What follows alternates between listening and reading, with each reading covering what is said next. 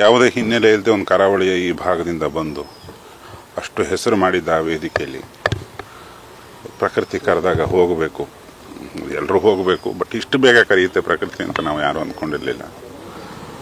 ಅವನು ತುಂಬ ಚಟುವಟಿಕೆ ಇದ್ದಂಥ, ತುಂಬ ಆತ್ಮೀಯ ಹುಡುಗ, ತುಂಬ ಜೀವಂತಿಕೆ ಇತ್ತು ಅವನಲ್ಲಿ. ಅವು ನೆನಪಾಗಬೇಕಷ್ಟೇ. ಇವಾಗ ನಗು ಜಾಸ್ತಿ ಇದ್ದವರಿಗೆ ಆಯಸ್ಸು ಜಾಸ್ತಿ ಅಂತ ಒಂದು ಲೆಕ್ಕಾಚಾರ ಎರಡೂ ಕವಿಗಳು ಮಾತಾಡ್ತಾರೆ.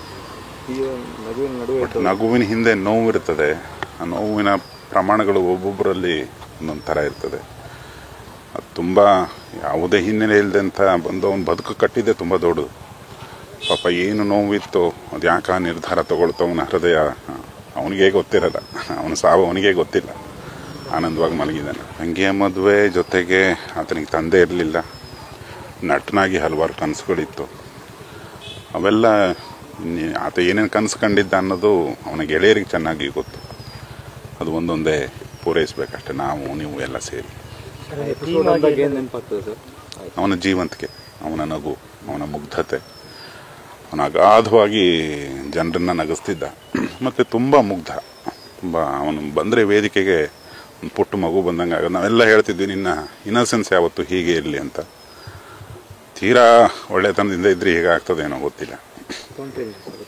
ಹೌದು, ತುಂಬ ಇಂಪ್ರಾಂಪ್ಟು, ಸ್ಪಾಂಟೇನಿಯಸ್, ತುಂಬ ಶಾರ್ಪ್ ಮೈಂಡೆಡ್, ಏಕಸಂಧಿಗ್ರಾಹಿ ಅಂತಾರೆ. ಒಂದು ಸತಿ ಹೇಳಿದ್ರೆ ಅರ್ಥ ಆಗ್ಬಿಡೋದು ಅವನಿಗೆಲ್ಲದು. ತುಂಬ ಅದ್ಭುತ ನಟ. ತುಂಬ ಬದುಕು ಗೊತ್ತಿದ್ದವ್ರು ಮಾತ್ರ ತುಂಬ ಚೆನ್ನಾಗಿ ನಡ್ಸೋಕ್ಕಾಗುತ್ತೆ. ಅವನಿಗೆ ಬದುಕು ಚೆನ್ನಾಗಿ ಗೊತ್ತಿತ್ತು.